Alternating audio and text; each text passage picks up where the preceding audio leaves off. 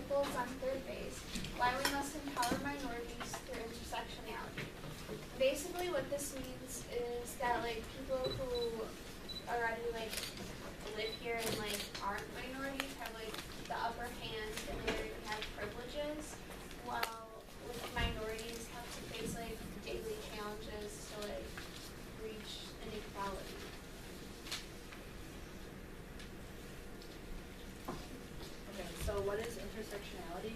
Intersectionality is the theory that minority groups can become empowered through the interconnectedness of their struggles, meaning that all minority groups can come together and people who aren't specifically in minority groups.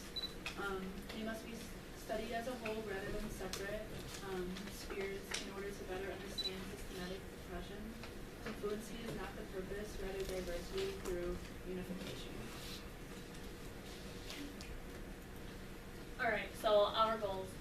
So we cannot entirely eradicate discrimination, but we intend to bring awareness to minority groups that endure adversity through society's present discrimination and violence. Through the combining of minority factions, we will promote an encompassing community of acceptance and support for those not acknowledged by our culture. And here at SHEPARD, we'll work with club leaders to elicit intersectionality awareness and encourage diversity.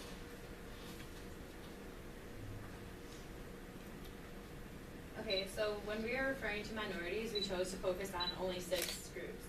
A minority is a group which does not hold the majority of social power in society. And then there are a multitude of minorities which are not addressed. This does not lessen their importance. We just focus on like easy ones that like are common. Those who are classified as disabled are often disregarded even as a struggling minority group. Their prevalence in society is touched upon in one of our interviews with someone who worked with special needs children. They state that special needs children are people. They are not animals who need to be separated from the kids who are considered normal. Integration is key for the health of the disabled and mainstream.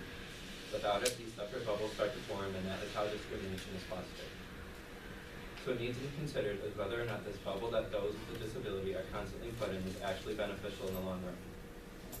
The segregation from those who are considered average or normal in society hinders this minority group from reaching their full potential. Many who argue that those with a disability shouldn't be receiving government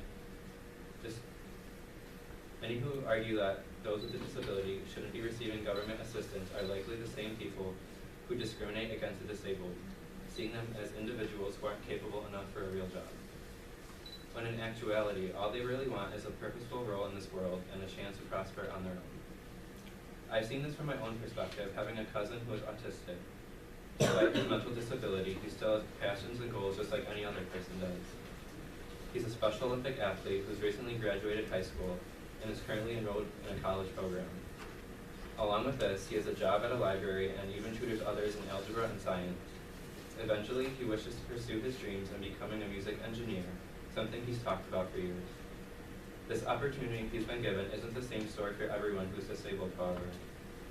And this is why awareness needs to actually occur, to promote the change that society is in desperate need of in order to flourish.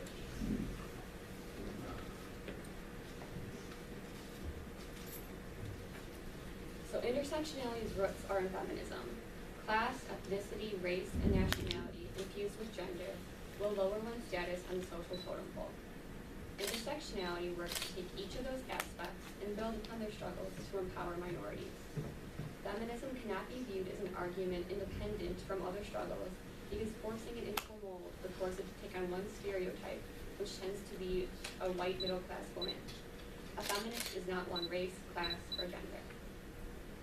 Women are not a statistical minority rather than a societal one. Women tend to face hurdles that a man would not have to face regarding equality in education and workforces because for some reason, education, experience, and skill does not make for equality. Race and gender has a multifaceted impact on social status. Women are told that they settle for less because they are still fighting for their rights and their struggle is shut down by degrading remarks on their emotions.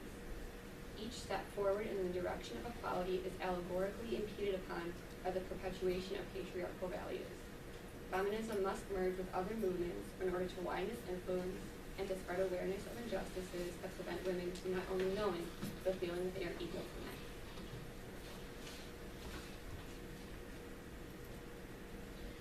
Immigrants are people who leave their country permanently in order to another country. Opposition to immigration exists in most nation states with immigrants, and it has become a significant political issue. Some people are forced to leave their country based on war, persecution, natural disasters, and environmental crises, and poverty.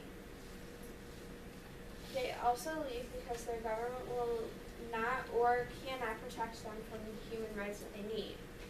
Immigrants are at a constant battle with discrimination and cannot stand alone. In order to help their desires, they need to work with other minority groups.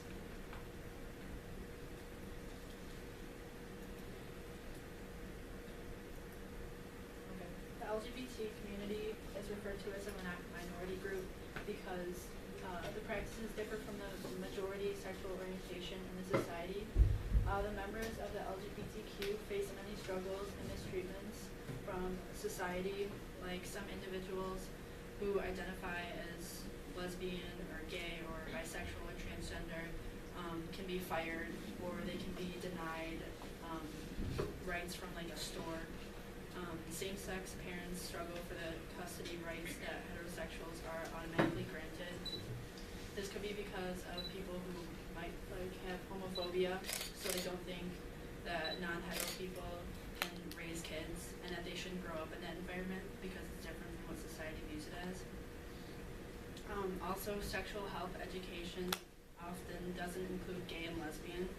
So in most classrooms, when you go to health, it's all about like sex having with different like gender instead of like the same, which some people might be different with, and then they don't teach that, and so the lack of inclusion sends the message that gay and lesbian sex can't and shouldn't be discussed in an open and affirming manner.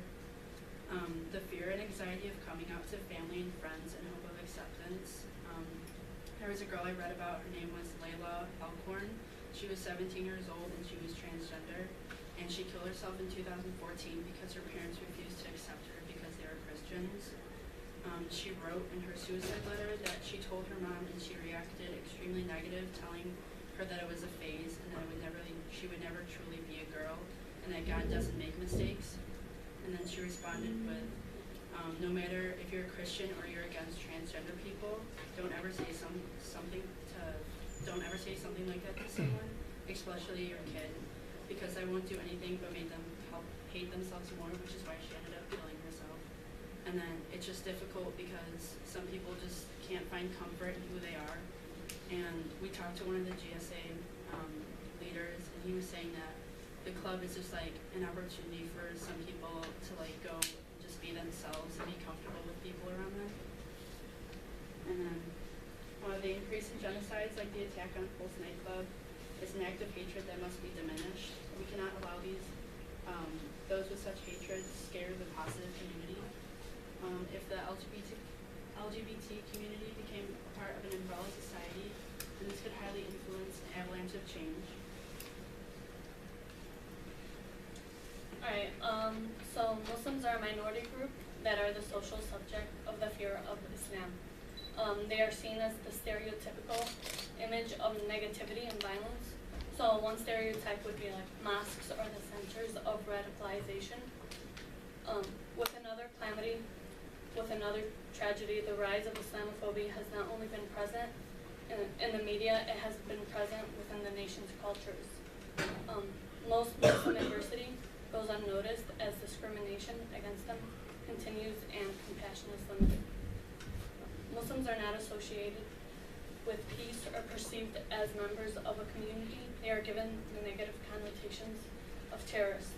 Society marginalizes Islam, and now more than ever, there is a need for advocacy and activism to bring awareness to the oppressions Muslims face. An intersectional approach in which members of different communities stand in solidarity will decrease the afflictions faced by Muslims as there is strength in numbers. Steps towards ending discrimination and racism within our societies can only occur if change is brought by the people. And Muslim identity should be perceived in a positive way, as Muslims are women, people of color, immigrants, and come from different working class backgrounds. This minority group cannot be seen independent from others.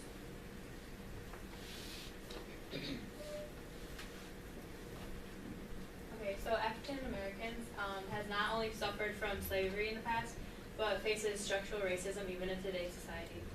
Societal racism is also known as structural racism. It's a term that refers to racist attitudes within a society.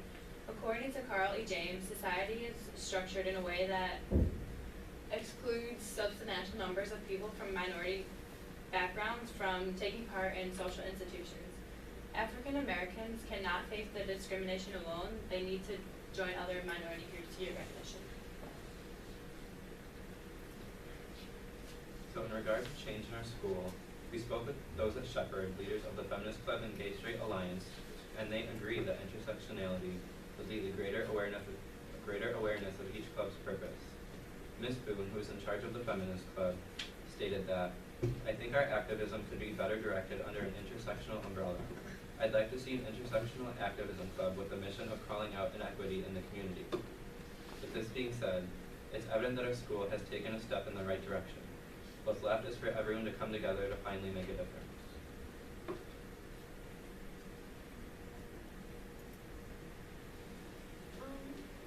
Community members were much less forthcoming than teachers. The mayor of ASTROS' cookie-cutter response to almost every question asked, ASTROS is a diverse community that embraces the great melting pot that is the United States of America. The principal of a junior high stated, "Considering all the different levels and backgrounds of all of our kids, it is a process in which we hope to continue to move forward with." Even though there has been some progress made, obviously there is a lot more things we can do to change it. How did you contact the mayor of Alsip? We emailed him and we asked him 4 questions similar to the ones we asked Ms. Boone and Mr. Nizovic, and yeah, every single response was The same. the same thing.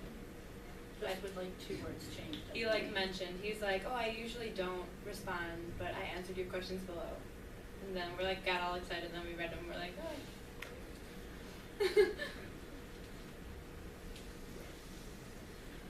So it is nearly impossible to change the opinions of a country, let alone the school. But awareness is the first step in making change. As Gloria Steinem once said, change starts from the bottom and not the top. We must unite the minorities of our country in order to invoke real progress. We cannot forget that we are the future. We are entering a new era in the country, and it is up to us to characterize this era as progressively and as acceptingly as possible. Older generations view us as lazy, apathetic, and unoriginal. We must break that mold and change the views that plague our country with hate. That's it. Okay.